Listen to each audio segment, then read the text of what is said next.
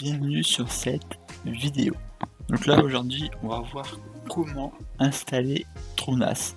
Donc avant on va faire juste un petit débrief. Donc qu'est-ce que TrueNAS C'est un serveur NAS donc pour créer son propre serveur de cloud, pour stocker des fichiers, pour créer pour héberger des sites ou je ne sais quoi. Donc nous on va voir comment installer ce système, voilà. Donc on va commencer tout de suite, voilà. Donc on va se rendre sur Google, donc Google Chrome, je ne sais quoi, et sur Google on va taper ici TrueNAS. Après il y a bien évidemment d'autres NAS qui existent, voilà, donc il y a Synology, il y a plein d'autres choses. De toute manière, je crois que je vous ai fait un top précédemment, de toute manière, donc vous pourrez aller le voir dans la description, et puis si c'est pas fait, ça va sortir sûrement la semaine prochaine. Donc on va sur le premier lien, voilà. Et du coup on va cliquer, donc on va juste fermer ça, sur Get TrueNAS, voilà. Donc là il y a plusieurs choses à faire, enfin il y en a deux plus précisément, il y a Core ou Scal. Moi je vous conseille de prendre Core, de toute manière Scal, moi je l'ai pas utilisé donc je sais pas ce que ça donne. Donc on va aller sur TrueNAS Core, voilà. Donc là on peut voir, on va juste traduire en français pour que vous puissiez voir. Donc là, télécharger TrueNAS, le stockage défini par les logiciels les plus populaires, tout ça. Donc là on voit de Node, Open Source, Free, tout ça. Là on sait avoir plus. Donc là on voit ce qu'il faut pour installer TrueNAS.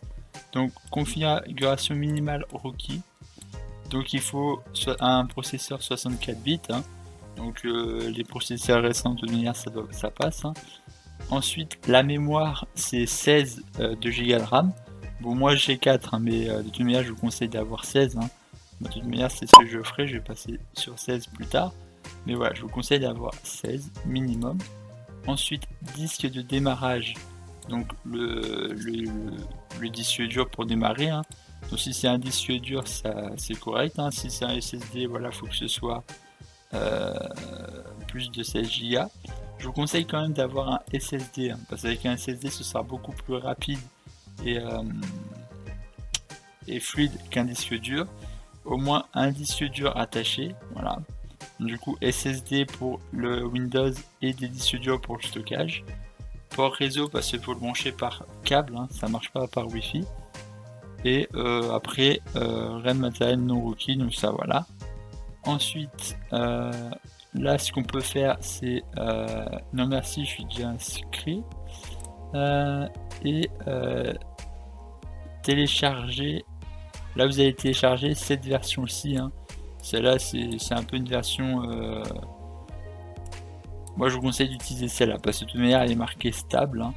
Donc on va prendre celle-ci. Voilà. Donc là on clique dessus. Voilà. Là du coup on a la version. Donc là 13.0 release. Donc là on l'enregistre. Voilà. Donc là je vous ai pas dit précédemment, mais il vous faudra forcément une clé USB pour l'installer sur votre ordinateur. Donc il faudra absolument une clé USB de 8 Go minimum, si je dis pas de bêtises. Alors attendez que je regarde. Ah oui non, je confonds avec Windows, excusez-moi. Non, oui du coup là c'est 1 Go minimum qu'il faut. Donc voilà, si vous avez 1 Go sur votre USB ça passe. Voilà. Donc ensuite dès qu'on est ici, ce qu'il va falloir faire c'est la placer sur votre clé USB. Donc vous la branchez et vous placez dessus. Voilà, bon moi là j'ai pas de clé USB mais on va s'imaginer que c'est ça ma clé USB. Voilà. Donc là vous la placez dessus.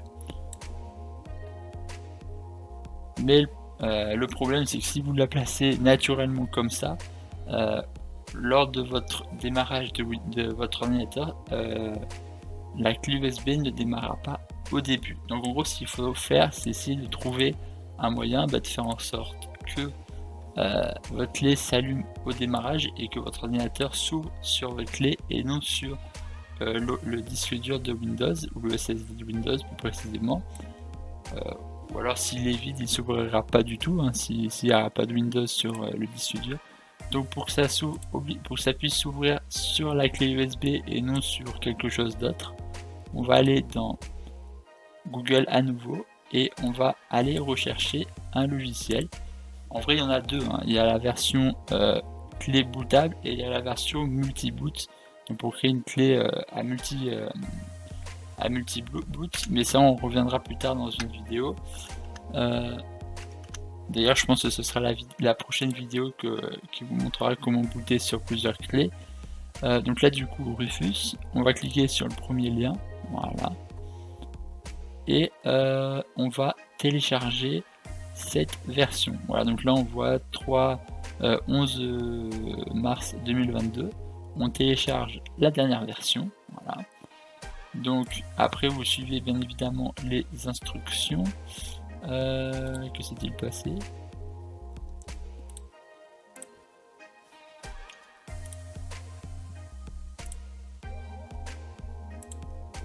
Voilà. Téléchargement. Voilà. Donc on l'ouvre. À chercher les mises à jour en ligne. Vous pouvez mettre oui, mais moi là je vais mettre non. Et du coup, ce qu'on va faire ici, donc là, périphérique, on recherche la clé USB. Bon, moi, j'ai pas branché de clé USB, donc ça m'en trouve pas. Mais vous devriez retrouver votre clé USB. Ça marche aussi sur des disques durs externes. Hein. Donc voilà. Par contre, il faudra les formater en FAT, hein, pour que ça puisse fonctionner, les disques durs externes. Hein. Donc si vous les formatez pas en FAT, ça ne marchera pas. Et du coup là vous les retrouverez ici. Ensuite là ça marche pas, donc vous allez faire sélectionner et vous allez aller dans bureau et TrueNAS. Donc là vous passez voilà, donc là vous faites valider, du coup ça apparaît. Vous pouvez faire glisser, c'est moi qui ai pas lu correctement. Et ensuite ce que vous allez faire c'est démarrer, voilà. Et après, du coup, cette barre elle va se charger et dès qu'elle sera complète, vous pourrez fermer la page et vous retrouverez sur votre disque, sur votre clé USB, le fichier. Et du coup, après, vous aurez juste à le brancher sur l'ordinateur. Voilà. Et quand vous branchez sur l'ordinateur, vous aurez juste à suivre les instructions qu'il y a dans cette vidéo là. Voilà, donc de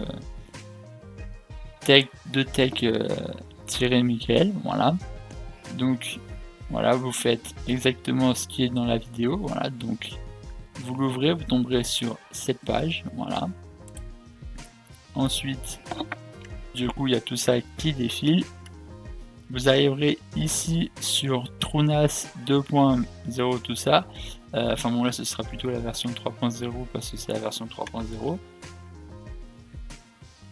Ensuite, vous cliquerez sur Install Upgrade.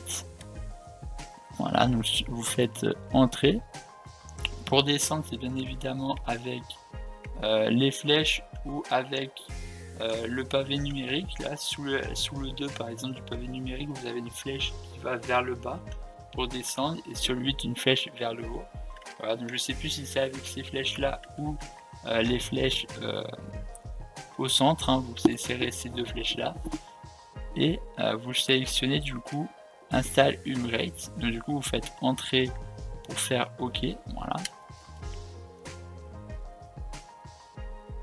Ensuite ici vous descendez et vous sélectionnez le disque dur ou le SSD plutôt où vous voulez installer le système, voilà. Et dès que vous êtes sur la case, vous faites espace pour valider, pour mettre une petite voilà, une petite croix ici, voilà, pour que ça soit validé. Et ensuite vous faites Entrée, voilà. Ensuite vous faites Yes, voilà. Là vous mettez un mot de passe. Ensuite vous placez, si votre BIOS, donc votre processeur est assez récent, voilà, donc s'il est récent, vous pouvez aller sur boot UEFI, ou alors vous allez sur BIOS s'il est un peu moins récent. mais du coup vous pouvez tout de même aller sur BIOS, c'est pas dramatique. Par contre UEFI, il faut que ce soit quand même un processeur récent, hein. Voilà. Ensuite, donc là ça s'installe. Donc là à la fin ça mettra un message pour dire que ça a été validé, tout ça. Ensuite ça va redémarrer, donc là vous laissez redémarrer le système, hein. Et ensuite à la fin vous aurez un console setup avec ces éléments-ci, hein, voilà, donc configuration de network, configuration de tout ça. Donc là ça vous n'avez pas forcément besoin d'y toucher, hein. Et ici juste là vous aurez le lien, voilà, donc sur un autre ordinateur, donc il faudra absolument un deuxième ordinateur. Vous allez taper ce qui a marqué ici, voilà. Donc là moi je tape, voilà. Alors bon, moi bien évidemment c'est pas la même adresse, hein, voilà. Donc je la tape, voilà. Voilà, donc là on se connecte, hein, voilà. Donc là vous marquez route et le mot de passe que vous aviez mis précédemment, voilà. Ensuite on arrive sur cette page, voilà. Donc là c'est la page d'accueil de TrueNAS, voilà. Donc voilà. Donc là je vous répète, hein, c'est sur un deuxième ordinateur, hein, voilà. Ça peut marcher aussi depuis votre tablette, hein, mais c'est pas très intéressant de le faire depuis, hein. Donc si vous avez un ordinateur portable, hein, vous vous connecter dessus du coup. Et du coup là on a toutes les informations, donc là le CPU, la mémoire, donc comme je vous ai dit j'ai 4 Go, hein, voilà, donc 3,8. Ensuite si on clique dans plugin par exemple, on peut avoir toutes les applications, donc Plex, voilà, donc là je vous ai fait une série pour créer votre serveur Plex. Donc là on peut le créer à partir d'un serveur TrueNAS par exemple. On a Nextcloud qui peut permettre de faire des clouds, donc ça on y reviendra plus tard, hein, comment installer des plugins, tout ça. Là après on a des services, hein, donc voilà, pour SMB, SSH, Mars, NFS, enfin des choses comme ça, les partages, stockage, réseau, excusez-moi j'ai eu un petit bug, voilà. Là du coup on a l'adresse, hein, donc là moi c'est celle-ci, hein. Donc voilà, pour se rappeler vous faites voilà, donc pour se rappeler l'adresse elle est juste ici, voilà. Donc voilà, quand vous ouvrez l'écran, voilà, vous voyez juste ici marqué comment dire l'adresse, hein, voilà. Après ce que vous pouvez faire, c'est aller dans interface, dans network, faire la petite flèche ici et edit, voilà. Là si vous avez des HTTP de cocher, vous désactivez et vous mettez l'adresse mail, excusez-moi, vous mettez l'adresse IP qu'il y a ici, hein, voilà, donc ici, et vous faites applique, et comme ça permet d'éviter de changer d'adresse à chaque fois. Donc ouais, ça peut être intéressant pour éviter d'avoir à chercher l'adresse à chaque fois. Et après dans stockage, voilà. Bon, dans stockage, ça on verra dans la prochaine vidéo comment créer une base de stockage. Mais voilà, donc vous pouvez voir à peu près à quoi ressemble le serveur de base, hein, voilà. Après on peut faire aussi machine virtuelle, tout ça. Mais ça on verra par la suite. Voilà, donc j'espère que cette vidéo a été utile et intéressante. Et moi je vous dis à la prochaine. Bye bye. Et portez-vous bien. Allez, ciao tout le monde.